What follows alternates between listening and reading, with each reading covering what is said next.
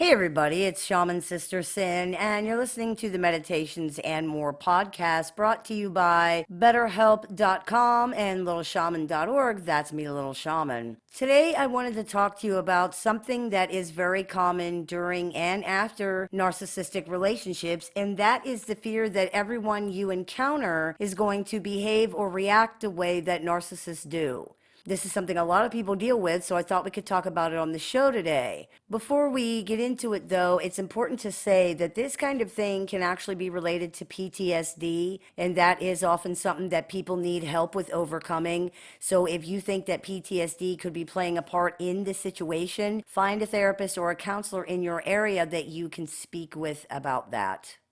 When you've been dealing with this kind of personality for so long, you start to develop a fear or at least an anticipation of their often extreme reactions, and it can spill over into your interactions with other people. This can look like many things, such as over explaining in too much detail, explaining things multiple times, fear that your reasons for things aren't good enough, explaining when you don't need to, unnecessarily stating that you're telling the truth, fearing that people don't believe you, being afraid to make harmless little jokes or facetious comments, being afraid to say no or not do something for somebody, being afraid to assert yourself, being afraid to help other people or to let them help you, avoiding conflict, fearing that what you want or are asking for in relationships is unreasonable, fearing that you will offend or upset somebody without realizing it, unnecessarily apologizing or assuming that something is wrong, obsessing over making mistakes and not being perfect, obsessing over what other people could be thinking about you, repeating yourself unnecessarily for fear that people didn't hear you or that they weren't listening,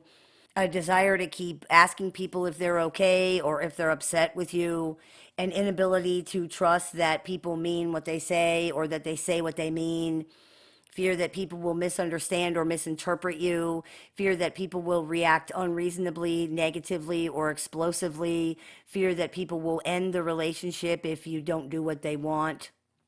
It makes sense to worry about these things with narcissistic personalities and other toxic types of people. Trying to communicate with this kind of person is a nightmare. One of the biggest reasons relationships with this kind of personality are unworkable is because even basic communication is just not possible. The problem is we can become so accustomed to dealing with this that it can become our habitual method of communicating, even with people who are not toxic or even when it's not necessary. The trauma of these relationships affects people deeply and on many levels. We can become afraid to interact with people as we normally would because we're so used to somebody overreacting or behaving unreasonably. The truth is, though, not everybody is like narcissists. Really, truthfully, most people are not. Most people don't get offended by everything. Most people don't get hurt feelings over everything. Most people can accept a reasonable explanation. Most people will accept proof and evidence. Dealing with toxic relationships can make us wonder whether what we expect or are asking for is too much. This can be subjective and confusing, so it might be more helpful to think in terms of whether or not it's reasonable within the context of the relationship. Because the truth is, it doesn't matter whether what you want is reasonable if someone cannot or will not give it to you. Bobby won't be there for me when I really need somebody. Is this something I can be okay with and continue the relationship or not? The responses from toxic people are often so extreme and traumatic that it creates fear in people, which is, of course, the point. As we explored in Narcissists and Word Salad, the whole point is to stop you from whatever you are doing or saying that is causing them discomfort. The fact that their level of sensitivity to these things is severely, even abnormally extreme doesn't seem to matter to them. The fact that you're not actually doing anything harmful doesn't seem to matter to them. You are the problem. You are saying and doing things that cause them pain or discomfort, and it needs to stop.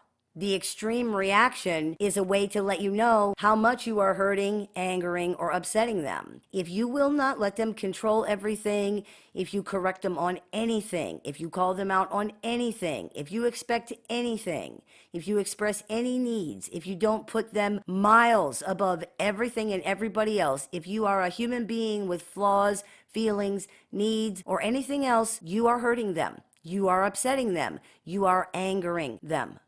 This is absurd, of course, and completely unreasonable. This doesn't stop them from reacting in the extreme way they often react, however, and after being exposed to this for a time, people can find themselves having difficulty not expecting this kind of thing from everybody, or at least being afraid that it could happen. Part of this is due to the unpredictability of some of these reactions. The narcissist's affect can change so quickly and things can become so combative so fast that people begin to fear this happening all the time because a lot of times you just can't see it coming. We sometimes call that walking on eggshells or waiting for the other shoe to drop. People may spend a disproportionate amount of time trying to judge or read the narcissistic person's mood in the hopes of preparing for these changes or these mood swings, only to find that they're not always predictable at all. This fosters an environment of distrust, not only in your own ability to interpret moods, but in other people's expressed affect, because what they are showing and what they are feeling can be two different things. Dealing with narcissists might teach you that what a person feels and how they present themselves might not be the same. They may smile when they are kind and also smile when they are cruel. They may claim that they're not angry, but their behavior is very hostile. They may rage, then say it was all a joke or that they weren't really angry. They may be the very picture of calm, cool, and collected while telling you how terribly, horribly upset they are. Because of this kind of emotional misrepresentation from narcissists, you may worry that you've upset other people without realizing it, that they have issues with you that they're not expressing, or that they have motives that you are not seeing. This can result in constantly worrying about that, trying obsessively to interpret people's behavior or reading too much into their words, or even disrupting relationships by constantly worrying that there's a problem even after people have assured you that there isn't, because you have learned that what people say and how they feel might not be the same. Even when we know these kinds of things are trauma responses or are unhelpful, they can be accompanied by physical reactions that can make it really difficult to stay present and deal with things. Your heart might race, your hands might shake, you might freeze totally and become confused or unable to think. This is all very normal considering what you've been through, and it's not the end of the world or even necessarily a sign that something's actually wrong, even though it feels uncomfortable. Your body's on red alert and it's just trying to protect you. It's been taught that whatever you are doing, for example, saying no, could be dangerous. It can feel like an abnormal response because there's no threat that you can really see, but it's actually a sign that your body is doing what it's supposed to do. It just needs some guidance from you and some permission to relax. You can help your body out by engaging your parasympathetic nervous system. That's the one that lets your body know the threat is over or that there is no threat. Moving through trauma and releasing it from your body by doing things like walking, jogging, and yoga are very good for this, as is giving yourself a quick shake after you have a trauma reaction. That completes the trauma response and helps let your body know that it's over and you can start to relax now. Crying is good for this also, so cry if you need to cry. Deep rhythmic belly breathing engages your parasympathetic nervous system as well and can be done anytime, anywhere, even during the trauma response. This works very quickly to slow down your body and your mind so that you can think, and it's really, really simple to do. All you do, you breathe in through your nose, expanding your belly. It might feel a little odd at first, but you'll get used to it. Your belly should expand when you breathe in. And you're going to breathe in through your nose, in 2, 3, 4. Out, 2, 3, 4, through your mouth. Also, splashing cold water on your face in the moment can help you, or running your wrists under the cold water. These are things you can do really quickly. They're things you can do in almost any situation, and they help enormously right away. It's not easy to overcome this kind of thing, but one of the things it's important to remember and to keep reminding yourself is that everybody is not like narcissists. They really, really are not. Exposure to other people can be very helpful in reinforcing this to you.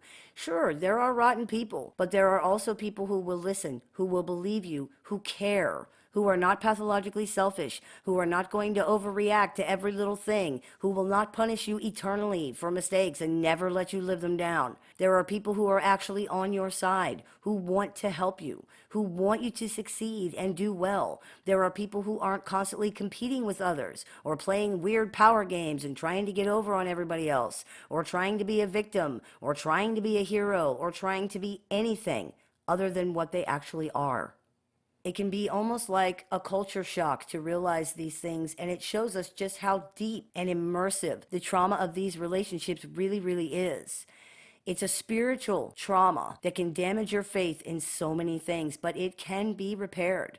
Part of doing that is realizing that this is one person, or even several of them, or even a family of them, out of 7 billion people. They are not all like that. For example, you're not, and you're not the only one.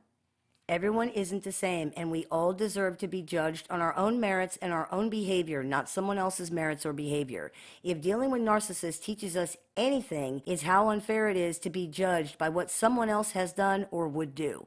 Don't let the fear created by this person or these people destroy your ability to have healthy relationships. Most people in the world are not narcissists, and they don't act like narcissists. Relax a little bit and trust yourself to know that you recognize toxicity when you see it. You do.